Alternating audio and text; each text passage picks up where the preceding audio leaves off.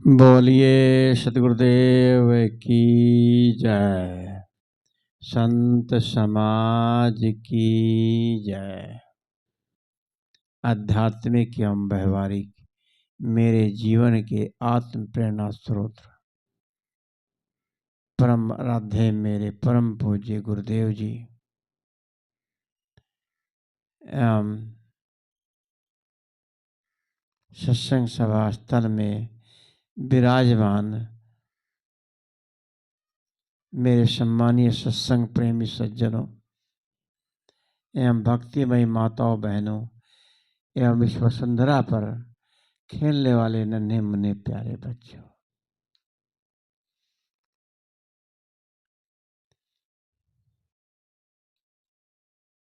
सबसे पहले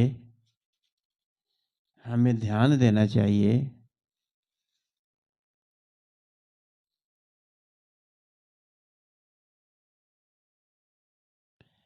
कि ध्यान क्या है, अपना मन कहाँ है। अपने मन को देखना ही ध्यान है।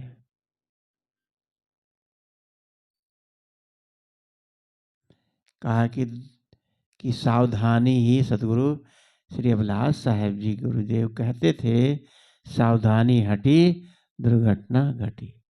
रेलवे यार्ड में लिखा रहता है, लेकिन कहीं सा दुर्घटना, बाहर की दुर्घटना जो होती है, यदि घट भी गई तो कई बारी बच भी जाते हैं।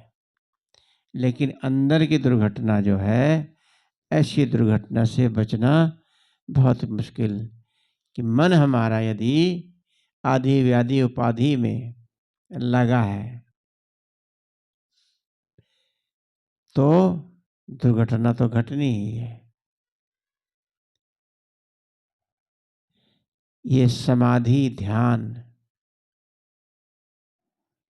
में महाशांति का लाभ होता है, तभी ये ध्यान शिविर कराया जाता है। इसलिए समाधि में सबको रोज बैठना चाहिए। क्षण क्षण में ये शरीर क्षीण होता जा रहा है। शरीर धारण करने का एक ही लाभ है, महाशांति। जिसमें है, समझ लो उसने अपने मनुष्य जीवन का कुछ लाभ पाया। अपने जीवन में क्या इकट्ठा किया। अविवेकवश हम संसार के मादकताओं से में उलझे रहते हैं। संसार को निरस देखना चाहिए और अपने आप में सरस देखना चाहिए।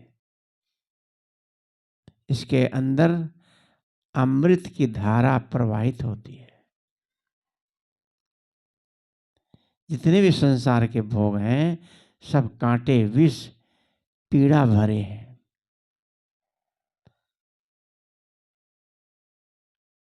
यहाँ कोई भी हमेशा रहने नहीं आया है। जो अहंकार में होता है, अहंकार में जीता है। अहंकार एक ऐसा कार है जिस पर जो सवार हो जाता है, उसका सारा जीवन बेकार हो जाता है। अहंकार ऐसा कार है, ऐसी कार है कि जिसका जीवन सारा बेकार हो जाता है।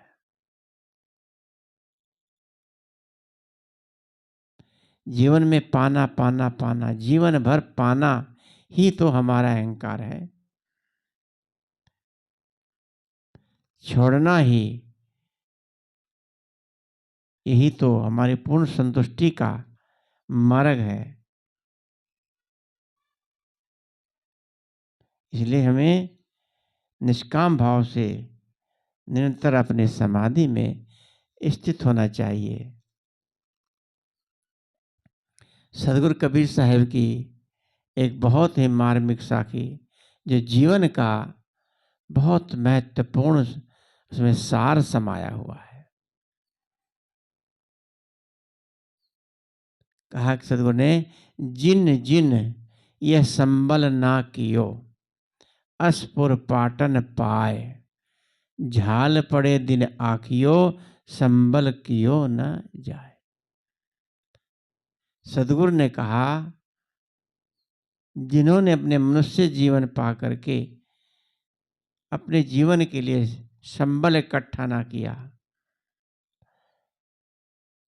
इस मनुष्य जीवन पाकर आत्म शांति आत्म कल्याण न कर सका, यह मनुष्य जीवन स्वतंत्र धाम है, इसमें आकर अपने मनुष्यता को न समझ सका, इस मोक्ष धाम के दरवाजे पर आ करके खड़ा हो करके अगर वह दुखी हो करके लौट जाए, अपना कल्याण का काम न कर सके, तो जीवन मनुष्य जीवन पाने का क्या मतलब।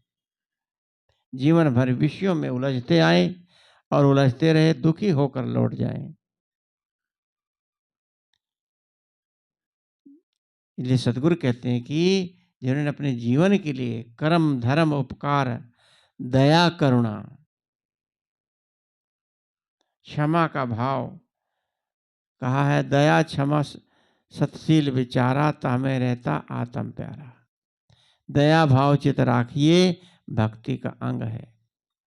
गोस्वामी जी ने भी कहा, दया धर्म का मोल है, पाप मोल अभिमान है। दया धर्म का मूल है। तुलसी दया न छोड़िए, जब लग घट में प्राण। तो हमें निष्काम भाव से निर्माण भाव से रह करके अपने जीवन के लिए संबल इकट्ठा करना चाहिए। संबल एक शब्द ऐसा कि पहले हम भी अब से लगभग 25 साल पहले 20-22 साल पहले संबल अर्थ का अर्थ नहीं जानते थे। ये संबल क्या है? एक बार 2003 में राम साहब ने प्रवचन किया था, 2003 में, ये याद है, दिल्ली के अंदर। वहाँ उन्होंने इस पर संबल की बात करी थी। सुना, लेकिन सोचते संबल क्या है, संबल समझाया तो, लेकिन संबल का सही पूर्ण रूप से अर्थ नहीं समझ पाए। संबल का अर्थ है कि अपने लिए कुछ जैसे धन इकट्ठा कर लेते हैं। बरसात के महीने में, जैसे पहले ज़माने में बरसात के महीने में पूरा महीना बरसात बहुत होती थी, निकलने दिन रात बारिश होती रहती थी, तो 2-3 महीने तक बरसात का मौसम रहता ही है। आजकल तो इतनी बरसात नहीं होती, लेकिन पहले 2-3 महीने बरसात रहती थी, तो बैठ करके खाने के लिए कुछ अनाज वगैरह हर चीज खरीद के ला के रख लेते थे कि कहीं मजदूरी भी बरसात में नहीं मिलेगी, तो अपने 2-3 महीने के खाने का व्यवस्था कर लेते थे। आज तो बहुत सुविधाएं हो गई हैं। ऐसे ही जब कहीं हम सफर में जाते हैं, सत्संग में जाते हैं, 2-3 महीना के लिए या महीना भर के लिए या 10 दिन के लिए, 8 दिन के लिए ही यदि हम जाते हैं, तो रिजर्वेशन कराते हैं कि कहाँ रहेंगे, वो भी पहले से सोच लेते हैं, और गाड़ी में सीट बुक करा लेते हैं। कन्फर्म हुआ तो जाएंगे भाई, नहीं तो नहीं, क्योंकि लटक फटक के परेशानी होकर की हालत में जाना पड़ता है। और खाने पीने के लिए सब सामान भी रख लेते हैं। कपड़ा बैग तो 8 दिन पहले ही, 10 दिन पहले ही तैयार कर लेते हैं। कितने लोग महीना महीना पहले तैयार कर लेते हैं। मेरे जैसे तो 8-10 दिन पहले तैयारी कर ही लेते हैं, क्योंकि फिर टेंशन रहती है, ये करना वो करना, इसलिए समय से पहले कोई काम आदमी करना ही चाहिए। जब सदगुरु कबीर साहब ने कहा, आज करे सो अब कर, अब कर, कल करे सो आज कर, आज करे सो अब, पल में परले होएगी, फिर बहुरी करेगा कब। इसलिए कल के ऊपर कोई काम नहीं छोड़ना चाहिए। जब अपने जीवन के व्यवहार के लिए इतना एडवांस कर लेते हैं, नहीं व्यवहार में, तो अपने जीवन कल्याण के लिए क्या करें। बैंक में खाता खोलवा लेते हैं, बैंक बैलेंस हो जाता है। हर आदमी पैसे के लिए दिन रात दौड़ रहा है। अब तो अकाउंट में होता है, मोबाइल से पैसा फट से कितना चाहिए इतना डाल देते हैं। बैंक तो साथ में ही लिए फिरते हैं। कितना ये जमाना कितना असुविधा का आ गया है। पहले कहते थे त्रेता युग में बहुत अच्छा था, त्रेता युग में राम हुए थे, बहुत अच्छा था। कहाँ अच्छा था? आज अच्छा है कि कल अच्छा था? त्रेता युग में पहले ऋषि महात्माओं को भजन नहीं करने देते थे। कहते हैं हड्डियों के ढेर लगे रहते थे। तो वहां जब विश्वामित्र अपने रक्षा के लिए राम को ले गए, वहां सारे वनों में घूमे, देखा कि यहाँ ऋषि लोग हमें तपस्या नहीं करने देते। हड्डियों के ढेर देखे। जब वनवास में गए 14 वर्ष के, तब वहां घूमे, देखा तो कहीं कहीं हड्डियों का पहाड़। कहते क्या है? ये सब महात्माओं ऋषियों की हड्डियां हैं, मार करके उनकी हड्डियां। ये कुछ काल्पनिक बातें भी होती हैं। जो गलत लोग होते हैं उन्हीं को मारा जाता है। और हड्डियां इकट्ठी कहाँ करी जाती हैं? पहाड़ कहाँ बन जाता है? कहाँ जहां मारा खाया फेंक दिया। गलत लोगों को ही मारते थे।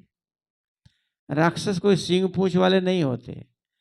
राक्षस तो आज भी हैं। आज भेड़िया राक्षस नहीं है क्या? दिन दहाड़े, दिन छिपने के बाद बहन बेटी अकेली गई तो निगाह उसके ऊपर गलत पड़ जाती है और मौके की तलाश करते हैं। तो आज क्या भेड़िए नहीं है? कितने कैसा कैसा कांड हो रहा है, सुनने को आ रहा। तो पहले का युग अच्छा था। आज आज बैठे बैठे हम लोग बात कर लेते हैं। पहले चिट्ठी तार जाते थे, दूत भेजे जाते थे, दूत जाके राज्यसभा में जाके संदेश देते थे। यदि उस जमाने में टेलीफोन मोबाइल होता तो राम हनुमान जी को न भेजते, अंगद को न भेजते। संपर्क बना होता, किसी से पता कर लेते फोन करके, भाई वहां सीता गई है क्या? इतना बड़ा समुद्र नांगने की जरूरत ही क्या थी? लेकिन कहाँ सुविधाएं थी। आज कितनी सुविधा है। तो आज का युग अच्छा है कि पहले का? पहले जमाने में भूखमरी मरती थी, भूखमरी बहुत थी और लोग लेकिन भूखे नहीं मरते थे। एक टाइम खा लेते थे और जीवन गुजार लेते थे। लेकिन आज भूखमरी न होते हुए भी लोग फांसी लगाते हैं, जहर खाते हैं, आत्महत्या करते हैं। इतना उन्नतिशील समय होकर के भी, सब कुछ धन ऐश्वर्य होकर के भी लोग फांसी लगा लगा मर रहे हैं। अब एक बार मैं पढ़ा, एक लड़के को मोबाइल नहीं दिया तो उसने फांसी लगा लिया, जहर खा लिया। क्या है ये? मोबाइल का जमाना इतना ऐसा आ गया कि लोग इसमें पागल हो गए हैं। पूरा इंटरनेट ही बन गया इंसान। इंटरनेट की औलाद बन बन करके पैदा हो रहे हैं। तो हमें अपने बुढ़ापे के लिए तो हम लोग पैसा धन इकट्ठा तो कर लेते हैं, लेकिन अपने जीवन के लिए विचार किया हमने? अपने जीवन के लिए कितना धन इकट्ठा किया? जब इस दुनिया से जाएंगे तो कैसे जाएंगे? सुखपूर्वक जाएंगे, प्रसन्नतापूर्वक जाएंगे? क्या हमारे जीवन में प्रसन्नता के फूल खिले हैं?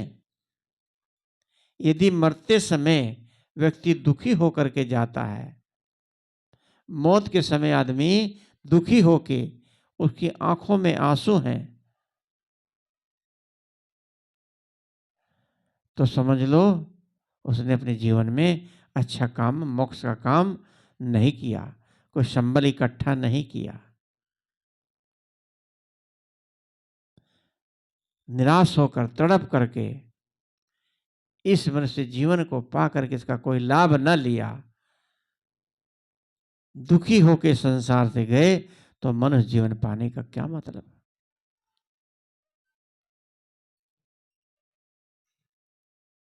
आध्यात्मिक कमाई नहीं की, अपने जीवन को सुंदर नहीं बनाया। किसी ने कहा कि हम आपके जीवन के बारे में, आपके अंत दशा को देख करके, बुढ़ापे को देख करके, मौत के समय आपकी दशा कैसी होती है, यह देख के बता सकते हैं कि आपने जीवन में अच्छा धर्म किया है या बुरा कर्म किया है। ये आदमी आदमी इंसान बुढ़ापे में यदि तड़प तड़प के मरता है, दुखी होके मरता है, दिखाई नहीं देता, सुनाई नहीं देता, चला नहीं जाता, बोला नहीं जाता, इससे अंदाजा लगा लो उस पर दया करुणा से करने से कोई मतलब, जीवन भर उसने दया करुणा किसी पे नहीं किया, गलत खुरापाते की, तभी वो जीवन उसका बुढ़ापा बहुत बुरी दशा से बीत रहा है, दुखी होकर के संसार से जा रहा है।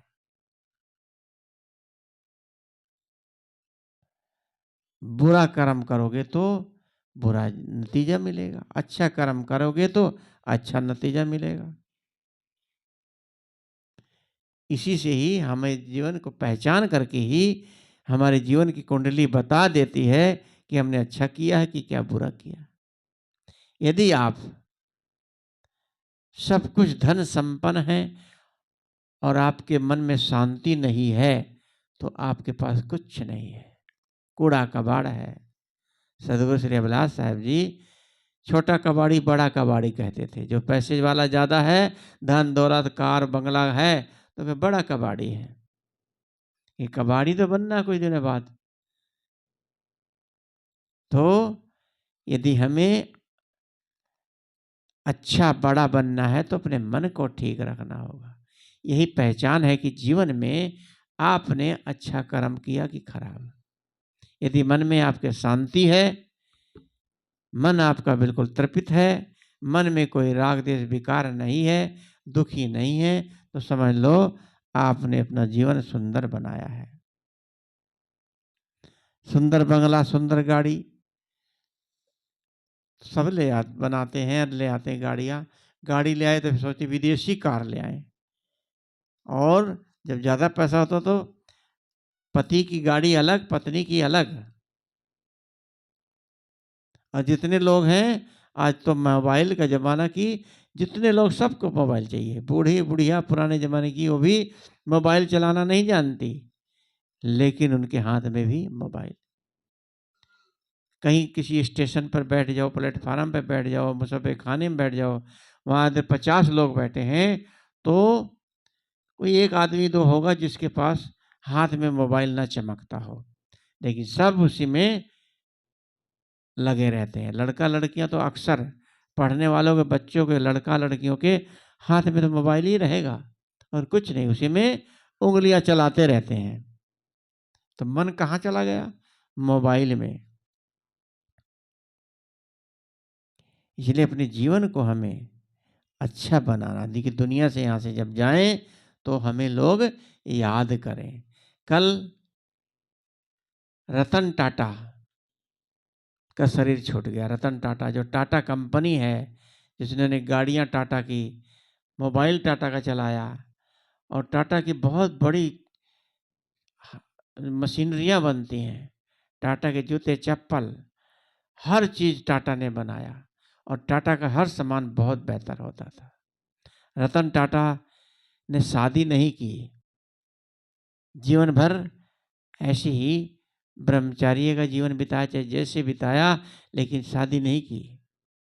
और पैसा इतना कि वो अपनी कमाई का 60% हिस्सा दान देते थे।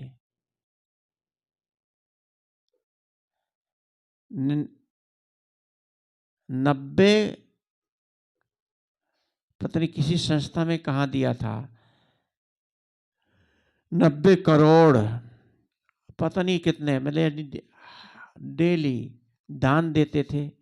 और हर महीने अपनी कमाई का हिस्सा, उनका अरबों खरबों की कमाई होती थी महीने में, और अपनी कमाई 60%, यानी अगर 1 अरब कमाया तो 60 अरब नहीं, 60 करोड़ रुपया दान दे दिया। इतना बड़ा दानदाता, इतने बड़े दानदाता क्या थे?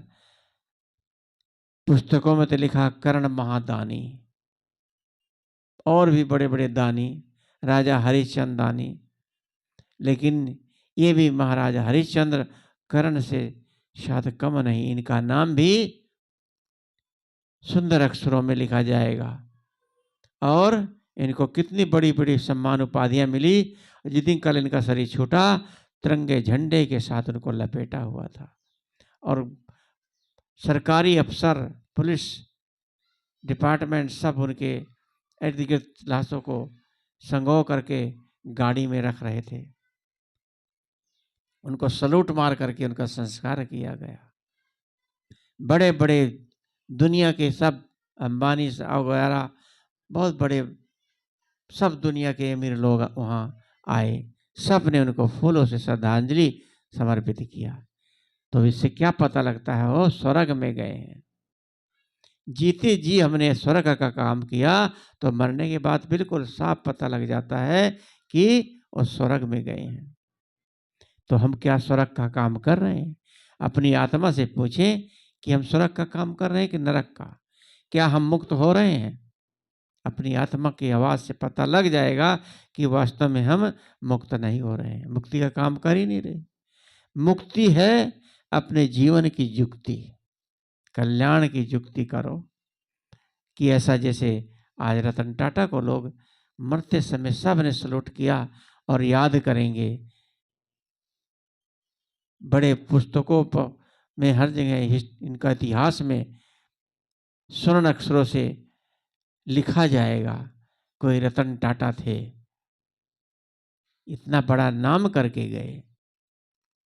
इससे बड़ा भगवान कहाँ होगा, जो गरीबों दीन दुखियों को अपने नौकरों से सबसे प्रेम करते थे। ऐसा इंसान भगवान का रूप ही तो है, और कहाँ भगवान आएगा? यही भगवान है। आज मोदी साहब को भगवान कह रहे हैं, मोदी मोदी मोदी। मोदी की लहर पूरी दुनिया में नहीं, देशों विदेशों में सब जगह, पूरी दुनिया में इनकी लहर है। क्यों? वो भक्त इंसान है, संत व्यक्ति है, और एक चाय बेचने वाला कभी प्रधानमंत्री हो सकता है, ऐसा सोचा भी नहीं जा सकता। लेकिन उनके जीवन से पता लगता है कि उन्होंने नेक भले अच्छे काम किए, और जो नेक भलाई के कदम पर चलता है, तभी जो इंसान चाहता है वो हो जाता है। लोग मोदी साहब से जो उनसे ईर्ष्या करते हैं, उनके गुणों को नहीं देख रहे। वो महापुरुष अपने लिए नहीं जी रहा, भारत देश के लिए जी रहा। अपने लिए क्या, उसका कोई परिवार नहीं है, कहीं उन पे कोई छवि पे कोई दाग नहीं है। तभी तो प्राकृतिक का खेल है। जब अगर मोदी का जादू ये कि यदि सच्चा इंसान होगा, वो जो चाहेगा पूरा होगा। जादू तो लग ही रहा है, जो ना हो वो भी हो जा रहा है। तो जादू, दिमाग खराब होता लोगों का, ऐसा कैसे हो गया, ऐसा कैसे हो गया? कांग्रेस क्यों नहीं जीती? जीतते जीतते जरूर कोई इसमें गड़बड़ी है। ये सब मन का भ्रम है, सब प्राकृतिक का खेल है। आप जैसा बोओगे ऐसा काटोगे। आप दूसरों के लिए अहित, देश के लिए अहित सोचोगे, जब पहले देश का अहित नहीं किया तो आज कैसे कर लोगे? पहले तो बहुत बड़े बड़े नेता थे जो, जिनका नाम है, उन्होंने देश के लिए बहुत कुछ किया, लेकिन आज उन जैसे नेता कहाँ रहे। ईमानदार थे, आत्मनिष्ठ थे और अपने फर्ज के लिए मर मिटते थे। आज कहाँ है। आज तो अगर मंत्री बन जाते हैं तो पहले अपना घर भरते हैं, जमीन खरीदते हैं, पेट्रोल पंप लगाते हैं, पता नहीं क्या क्या इतना संपत्ति धन इकट्ठा करते हैं कि अगले प्लान में पता नहीं होंगे कि नहीं। तो ऐसे लोगों का जीवन क्या सुखी रहेगा। दुख दुख है ये। तो ऐसी कमाई करो। जैसे तूने कहा कि कबीर जब हम पैदा हुए जग हंसे हम रोए, ऐसी करनी कर चलो हम हंसे जग रोए। जैसे आज रतन टाटा के लिए पूरा संसार दुखी था, शोभित था, कैसा महापुरुष, ऐसा दानी आज संसार के निसार संसार को छोड़ करके चला गया। इस संसार का नियम ही है, रोते रोते जन्मता है, शिकायत करते करते जीता है, अंत में तड़प तड़प करके मरता है।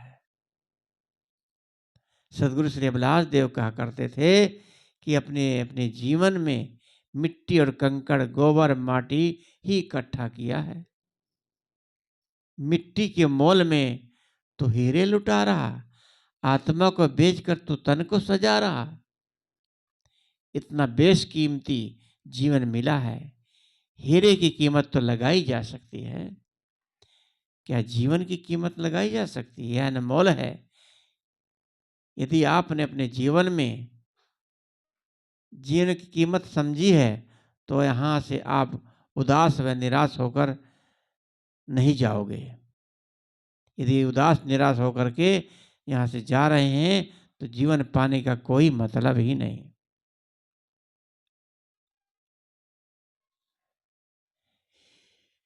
एक राजा था, उसने किसी ने एक सूरदास थे, सूरदास ने वहां पर राजा की सभा में की कीमत आंकड़ा लगाया कि राजा साहब की कीमत जो है 50,000 रुपये की है और राज की कीमत आपकी 250 रुपये है और मंत्री की कीमत 300 है। सूरदास ने लगाई तो राजा वहां गुस्सा हुआ कि आपने मेरी कीमत केवल 50,000 रुपये लगाई और राज की 250, मंत्री की 300।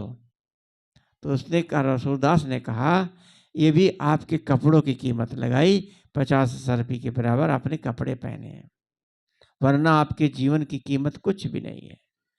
आपने कोई घर धर्म का काम, पुण्य का काम तो किया नहीं। कितने लोगों के गले काटे, मार काट किया, और ये आपके राजकाज की कीमत कुछ है। मंत्री ने इतना काम ऐसा नहीं किया, मंत्री आपको अच्छे की सलाह ही देता रहा, इसलिए मंत्री की 300 सरपी। तो हमें अपने जीवन की कीमत क्या लगा रहे हैं। तो सज्जनों, अपने इस सब विचारों को सुन करके अपने जीवन से सीख लें, क्या हमारे साथ भी ऐसा ही हो रहा है। तब अपने जीवन की कीमत लगाएं कि हमारे जीवन की क्या कीमत है, हमारे से कोई गलती तो नहीं हो रही है। हमारे से बढ़कर, हमारे जीवन की कीमत से बढ़कर दुनिया की कोई भी चीज की कीमत नहीं हो सकती। यदि कोई कहे आपसे, आप अपना एक दांत तोड़ के दे दो, आपको हम 1,000 रुपया देंगे, दे सकते हो? पत्थर से मार करके तोड़ के ले लें, आप 5,000 में भी नहीं दोगे। लेकिन वही दांत ठोकर लग के टूट के गिर जाता है, उसकी कीमत कुछ भी नहीं। जब तक शरीर में लगा है तो उसकी कीमत है। आपको कहें आप अपने एक उंगली काट के दे दो, 5,000 देंगे, 10,000 देंगे? नहीं देंगे ना। एक आंख निकाल के दे दो, गुर्दा दे दो, लाखों देंगे, नहीं देंगे। तो आपके शरीर की कीमत तो अनमोल है ना, और जीवन की कीमत भी इससे कई गुना है। इसलिए हमें अपने जीवन में दया, क्षमा, समता, ममता, दीनता, शीलता, शांति, निष्कामता का जीवन बिताना चाहिए। यह मनुष्य जीवन का मतलब है। इसलिए आगे कहते हैं सद्गुरु, झाल पड़े दिन आँखियों, संभल क्यों न जाए। जैसे जब सूरज छिपने वाला हो जाता है, झाल पड़ जाता है, तो थोड़ी देर के बाद अंधेरा हो जाएगा, फिर कुछ भी नजर नहीं आएगा। ऐसे ही जीवन का सूरज छिप जाएगा और मुझसे जीवन बीत जाएगा, फिर कुछ नजर आएगा, दोबारा ये मौका मिलेगा तो बाद में हमें पछताना ही होगा। इसलिए गोस्वामी जी ने कहा, बड़े भाग मानुष तन पावा, सुर नर मुनि ग्रंथन गावा। जब ये मानुष तन मिला है तो जीवन में अच्छे कर्म करें, नहीं जीवन ऐसे ही बीत जाएगा। 10-20 साल बीत गए और अभी तक कुछ हमने नहीं किया, तो आगे क्या करोगे। कल नहीं, अभी इसी वक्त करें, इसी समय करें, तभी तो हम कल कर सकते हैं। भक्ति सत्संग करने से हमारे अंदर में परिवर्तन आना चाहिए, सत्संग सुनने से परिवर्तन आना चाहिए, क्रोध अहंकार घटना चाहिए। जीवन भर हम लोग ये करते आ रहे हैं, लेकिन अंदर ज्यों का त्यों बना रहे, दुख संताप राग द्वेष दूर नहीं हुआ, तो इसका मतलब हमारी भक्ति ठीक नहीं चल रही है। सत्संग करते हैं, पूजा पाठ करते हैं, भाई भाई में प्रेम नहीं करते, भाई से मुकदमा करते हैं, और रामायण का पाठ रखाते हैं कि हम मुकदमा जीत जाएं तो रामायण का पाठ रखें। रामायण में क्या लिखा है, भाई का भाईचारा, भाई के लिए भाई ने कितना राजकाज तज दिया, और अब हम लोग थोड़ी थोड़ी के लिए चीज के लिए आपस में भाइयों में मुकदमा ठोक देते। देवरानी जेठानी नंद भाभी में प्यार नहीं, पड़ोस में प्यार नहीं, पिता पुत्र में प्रेम नहीं, तो भक्ति किस काम की। भक्ति कर रहे हैं, गलत आचरण विषयों से दूर नहीं हुए, सिगरेट तंबाकू गुटखा दुर्व्यसन नहीं छोड़ा, थोड़ी थोड़ी बात में झगड़ा कर लेते हैं, तो इन सब चीज को जब तक नहीं छोड़े हमारे जीवन का दुख दूर कैसे होगा। यदि ये सब कुछ कर रहे हैं दुर्व्यसन, तो समझ लो हमारी भक्ति, हमारा जीवन ठीक नहीं चल रहा है। इसी को तो छानना है कि क्रोध कितनी बार आया, किसी की निंदा चुगली कितनी बार की, राग द्वेष कितना हुआ, भजन ध्यान दिन में कितनी बार किया, अच्छे काम कितनी बार किए, इस सब का चिंतन करना चाहिए। हम लोग राम को मानते हैं, राम की नहीं मानते, गुरु को मानते हैं पर गुरु की नहीं मानते।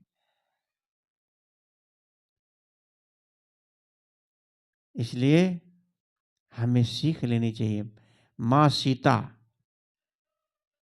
कितनी दुखी थी, आप लोग थोड़ी थोड़ी बातों से कहते हैं हम तो बहुत दुखी हैं, तलाक हो जाता है, घर छोड़ के भाग लेते हैं कि हम तो यहाँ जीवन भर जहाँ रहे, थोड़ी बात में बिगाड़ कर लेते हैं।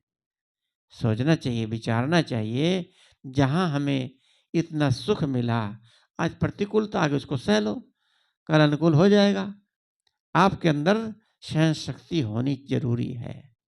सहन शक्ति होगी तभी हम दूसरे के प्रति कोमलता का, शीलता का व्यवहार करेंगे। आदर्श लेना चाहिए माँ सीता से, राम से। भगवान राम सुबह उठ करके अपने माता पिता के चरण स्पर्श करते हैं थे। प्रात उठे कहा है, नित प्रात उठे रघुनाथा, मात पिता नवावै माथा।